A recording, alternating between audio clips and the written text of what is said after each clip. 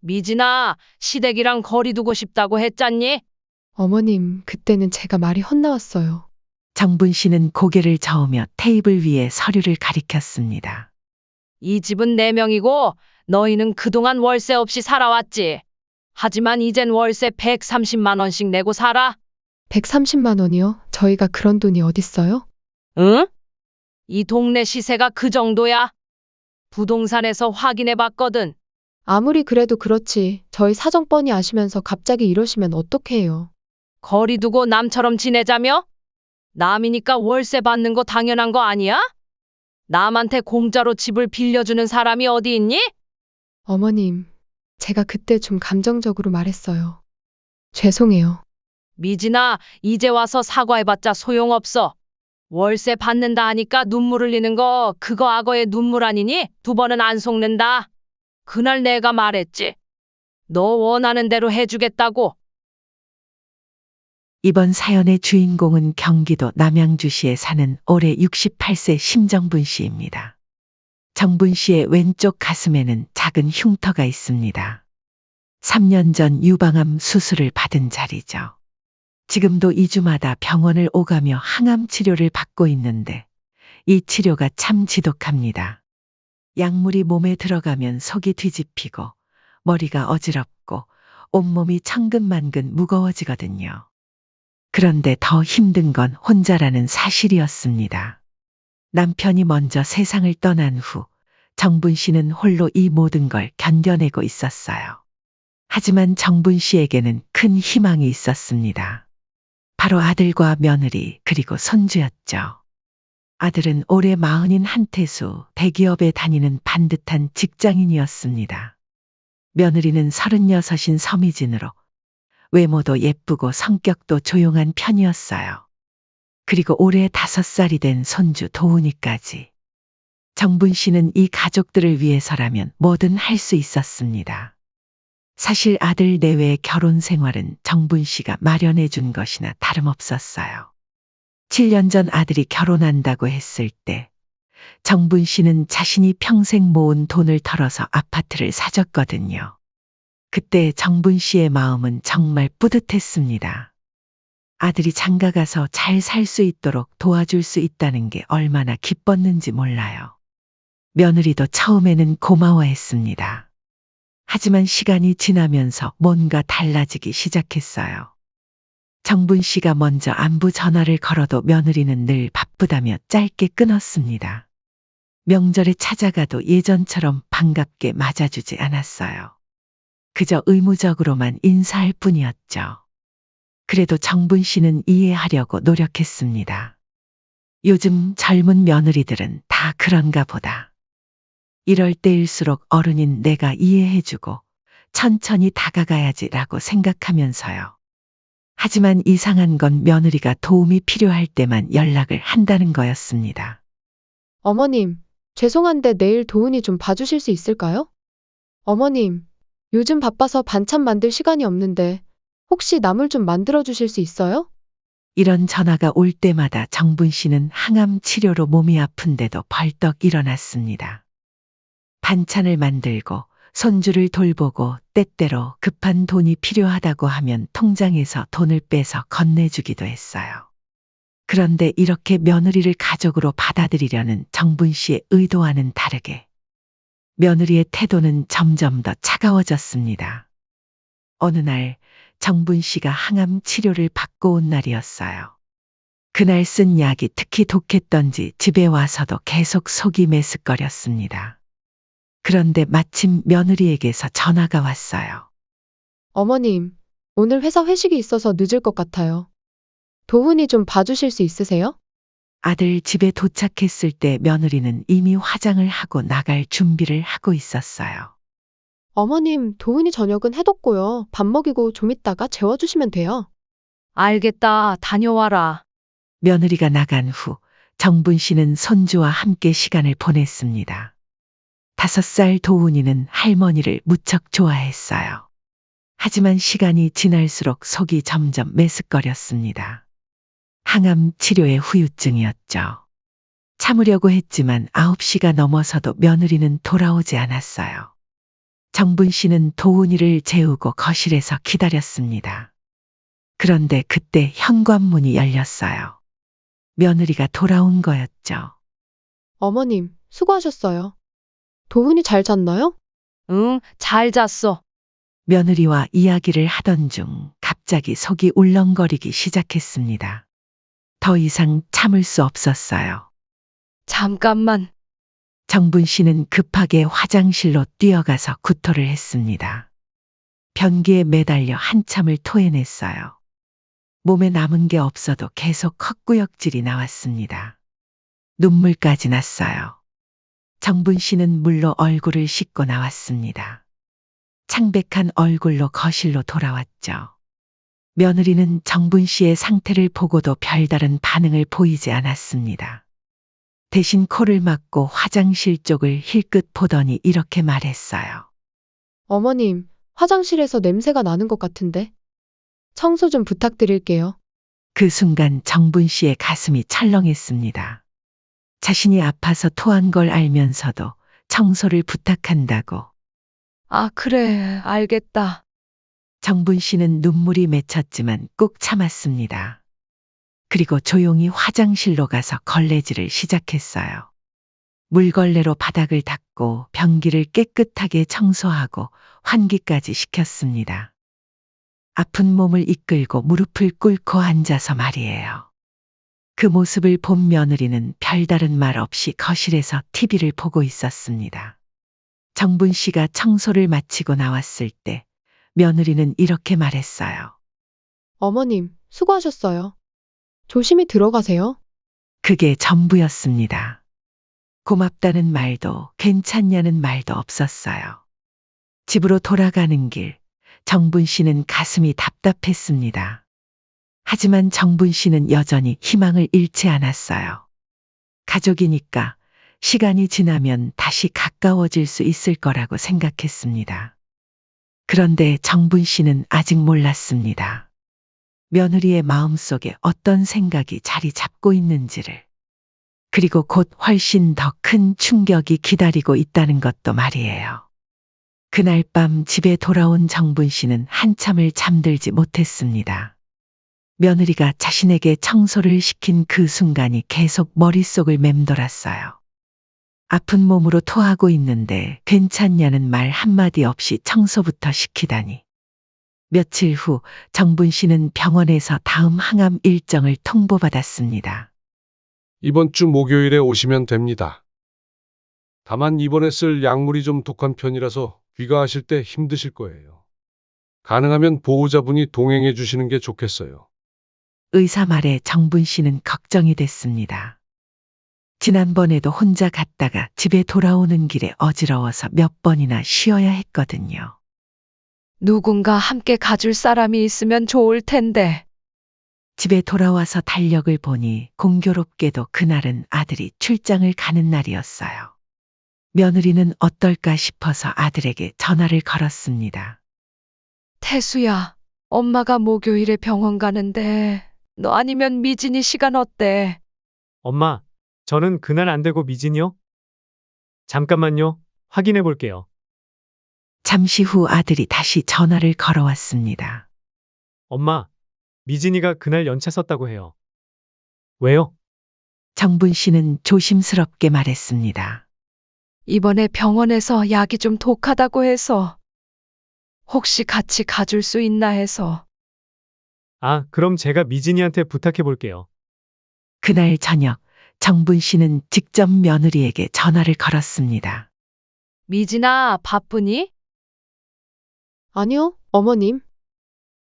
무슨 일이세요? 며느리의 목소리는 여전히 차가웠습니다. 미진아, 이번에 약이 좀 센가 봐. 혹시 너 목요일 시간 괜찮으면 병원 같이 가줄 수 있을까? 정분 씨는 최대한 조심스럽게 물어봤습니다.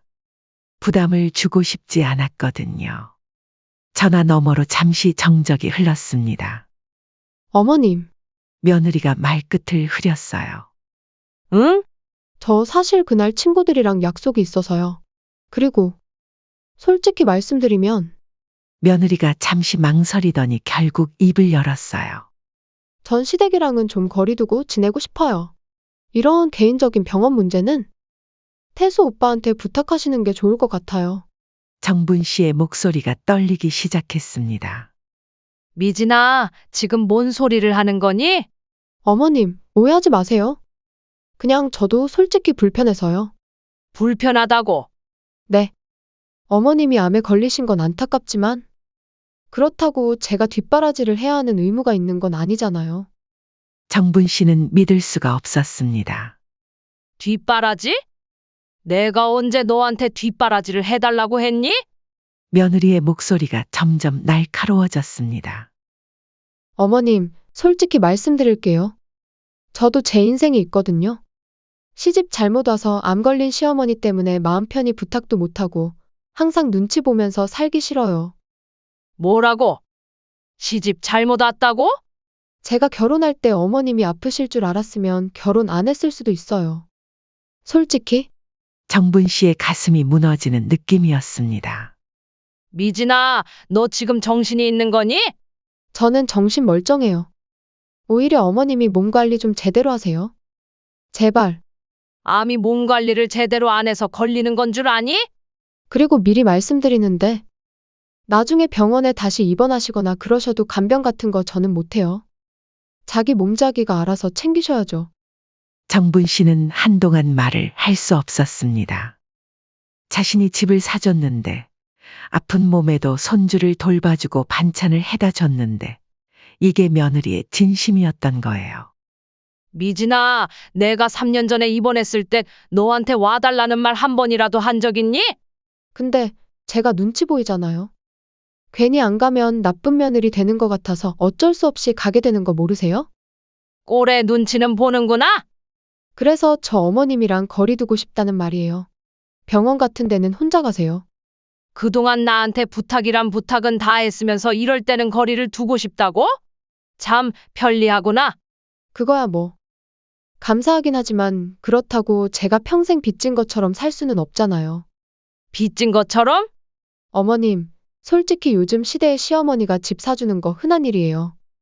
그거 가지고 계속 은혜 갚으라고 하시면 저도 힘들어요. 은혜 갚으라고? 내가 언제 그런 말 했니? 다른 집 시어머니였으면 건강하셔서 부탁드리는 것도 눈치 안 보이고 편하게 할 텐데. 괜히 눈치 보이고 부담스러운 제 입장도 생각해달라는 거죠. 미진아, 너 정말로 나랑 거리 두고 지내고 싶은 거지? 네, 솔직히 그래요. 남처럼 지내고 싶은 거지? 꼭 남이라고 할 것까지는 없지만 적당한 선은 지켰으면 좋겠어요. 정분 씨가 조용히 웃었습니다. 서늘한 웃음이었어요. 알겠다, 미진아.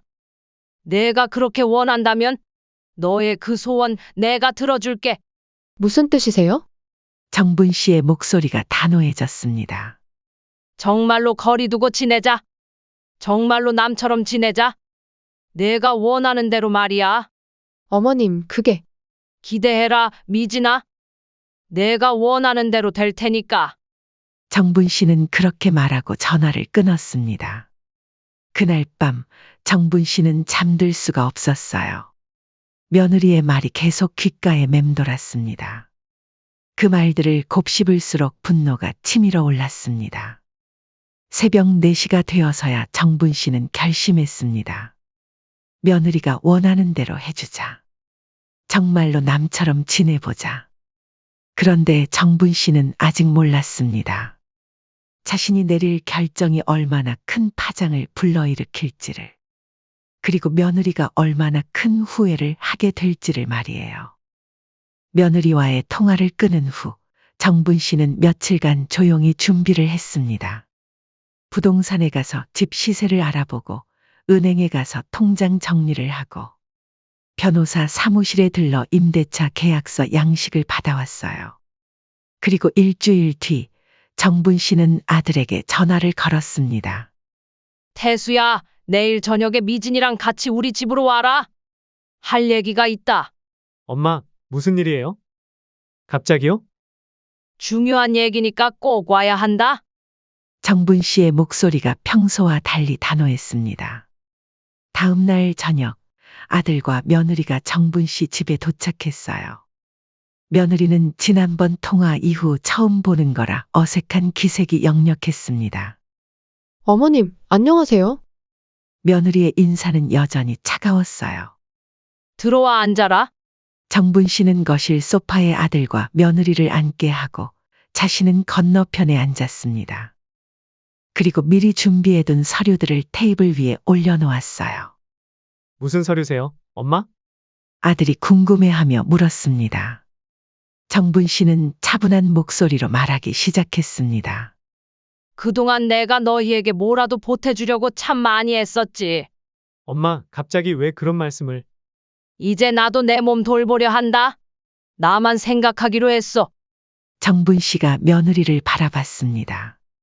미진아, 시댁이랑 거리 두고 싶다고 했잖니? 며느리의 얼굴이 굳어졌어요. 어머님, 그때 제가 아니야, 내 말이 맞아. 그래서 정리하려 한다.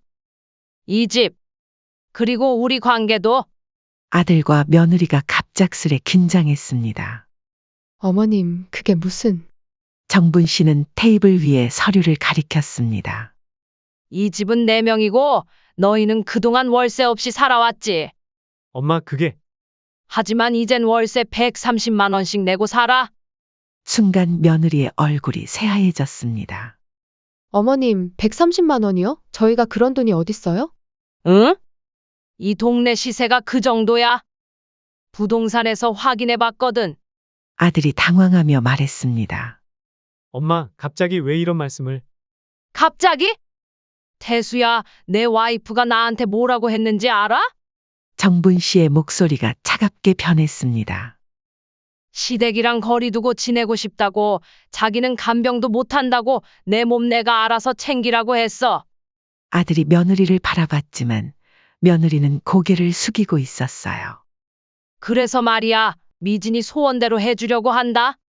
정분 씨가 냉소적으로 웃었습니다. 거리 두고 지내자며? 좋아. 그럼 남이니까 월세 받는 거 당연한 거 아니야? 남한테 공짜로 집을 빌려주는 사람이 어디 있어? 며느리가 떨리는 목소리로 말했습니다. 어머님, 제가 그때 좀 감정적으로 말했어요. 죄송해요. 감정적으로?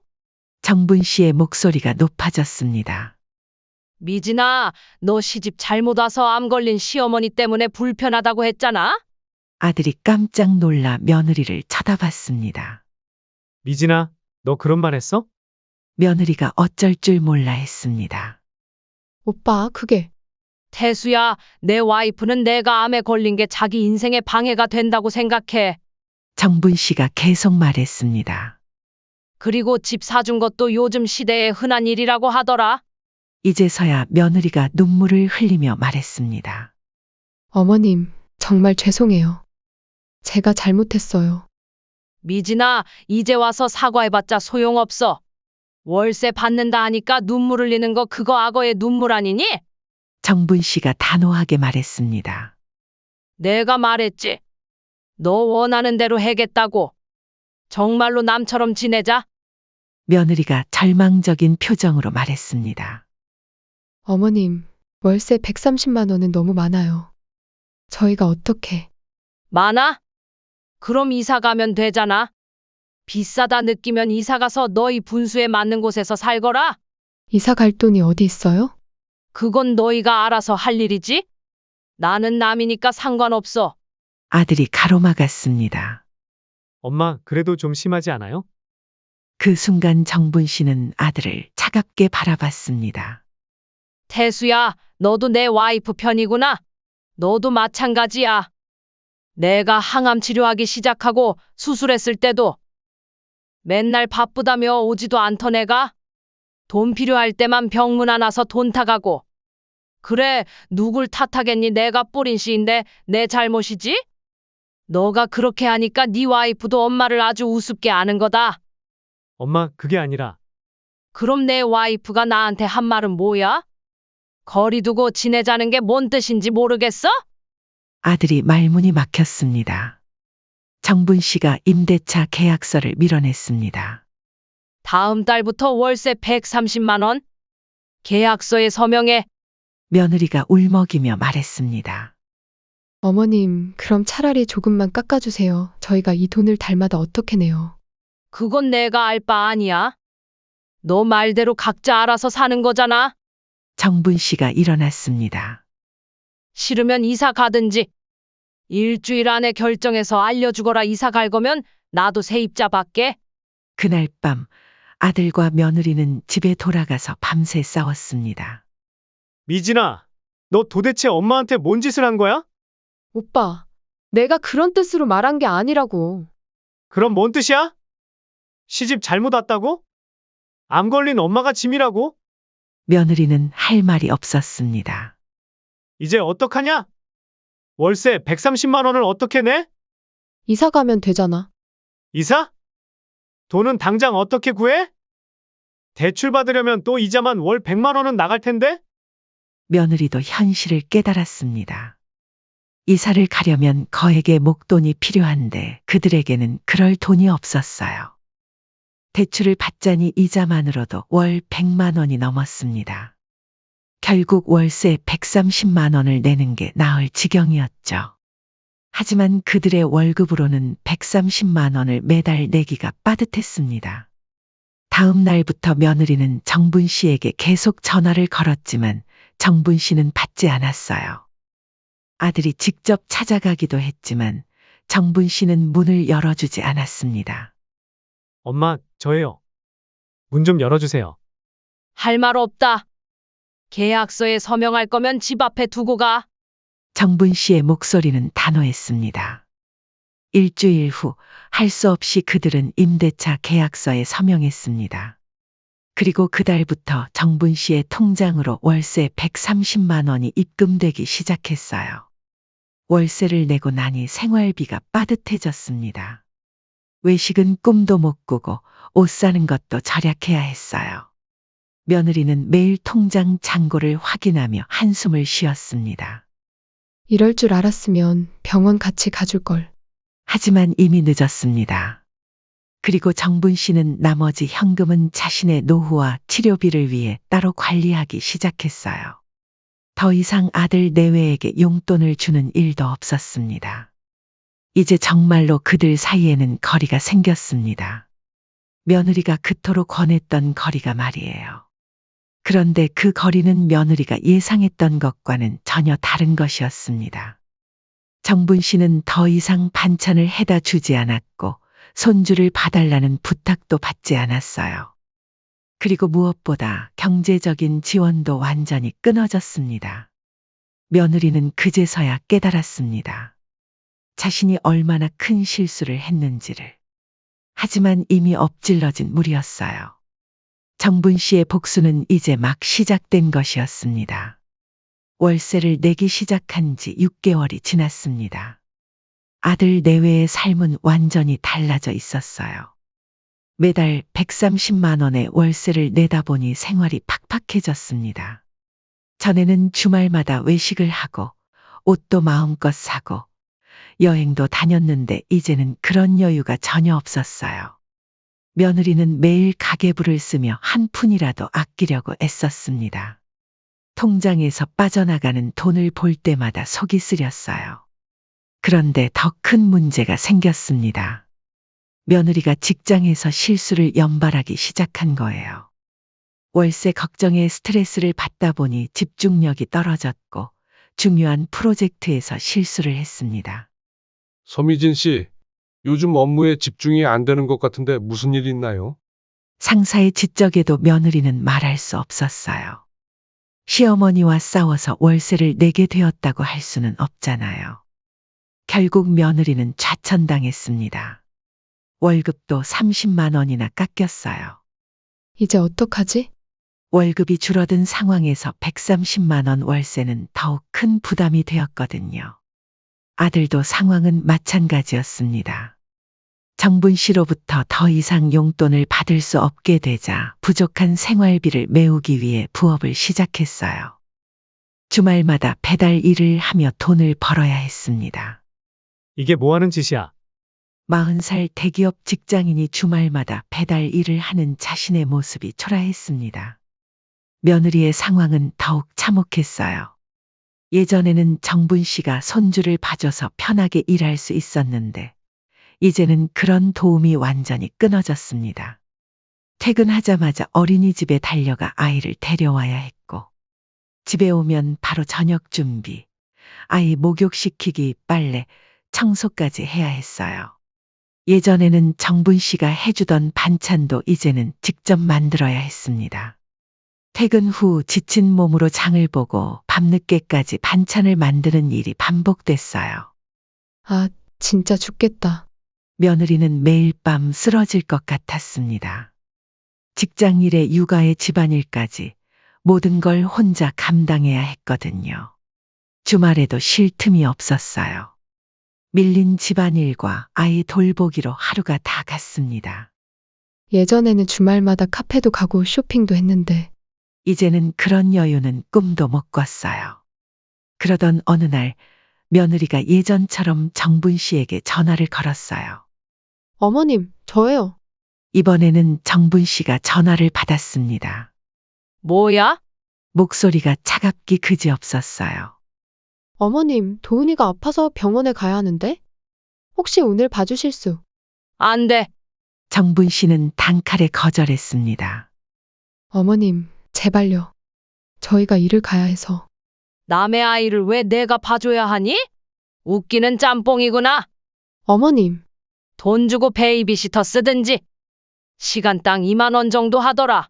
며느리는 말문이 막혔습니다. 베이비시터 비용까지 나갈 여유가 어디 있어요.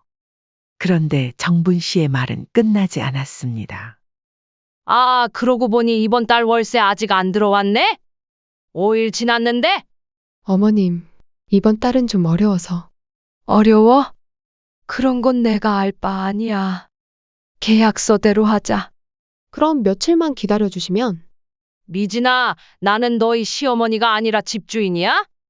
월세 연체하면 연체료도 붙어. 며느리는 정분 씨가 이렇게까지 냉정할 줄 몰랐어요. 어머님, 저희가 잘못했어요. 제발. 잘못했으면 이제라도 제대로 해. 3일 안에 월세 입금 안 되면 계약 해지하고 나가라고 할 거야. 그렇게 말하고 정분 씨는 전화를 끊어버렸습니다. 며느리는 한참을 멍하니 앉아 있었어요. 이게 내가 원했던 거였나? 예전에는 정분 씨가 전화만 하면 바로 달려와서 아이를 봐줬는데, 이제는 완전히 남이 되어버렸어요. 며느리는 그제서야 깨달았습니다. 자신이 잃어버린 게 얼마나 큰 것인지를. 무료로 해주던 육아, 맛있는 반찬들, 급할 때마다 빌려주던 돈. 그리고 무엇보다 가족이라는 든든한 울타리. 그 모든 걸 꺼리두고 싶다는 한마디로 다 잃어버렸던 거예요. 한편 정분 씨는 어땠을까요? 월세 130만 원이 매달 들어오니 경제적으로는 오히려 나아졌어요. 더 이상 아들 내외에게 용돈도 안 주고 반찬값도 안 들고 육아비도 안 들었거든요. 무엇보다 마음이 편해졌습니다. 예전에는 며느리 눈치를 보며 조심조심 행동했는데, 이제는 그럴 필요가 없었어요.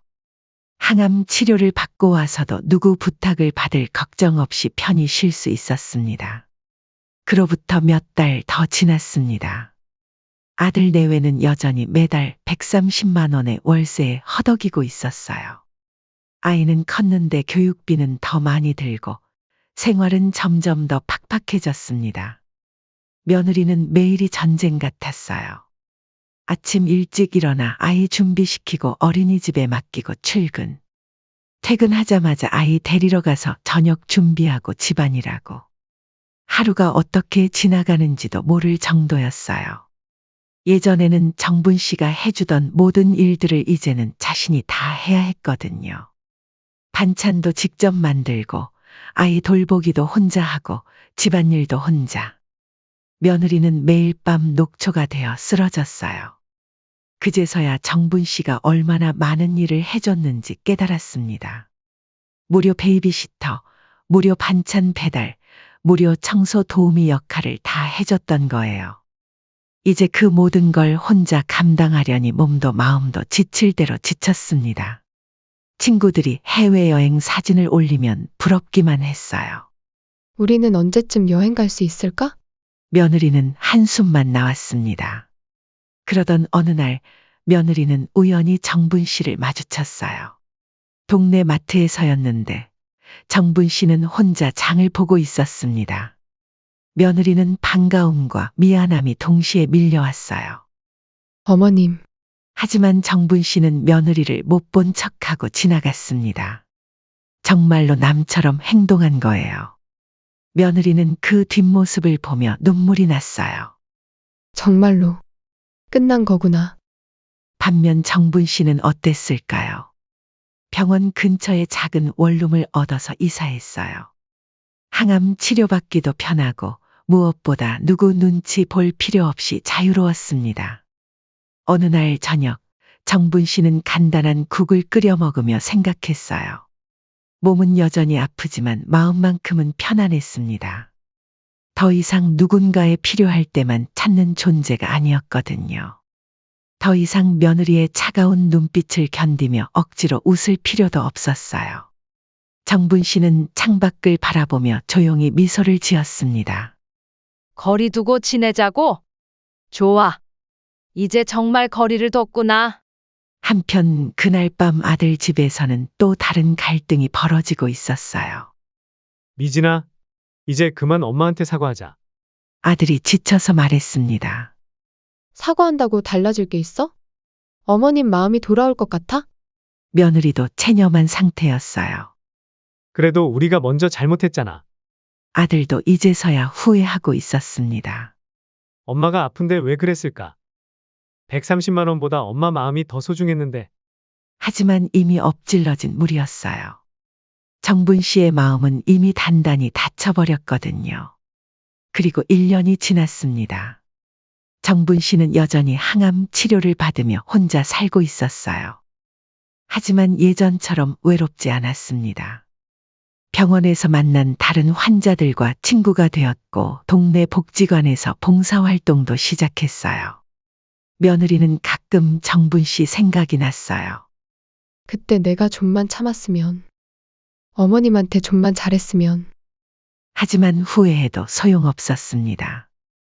정분 씨는 더 이상 그들의 시어머니가 아니라 그냥 집주인일 뿐이었거든요. 그리고 정분 씨는 이제 완전히 자유로웠습니다. 누구의 부탁도 받지 않고, 누구 눈치도 보지 않고, 자신만의 삶을 살아가고 있었어요. 이것이 바로 며느리가 그토록 권했던 거리두기의 결과였습니다. 완벽하고 철저하고 돌이킬 수 없는 거리두기 말이에요.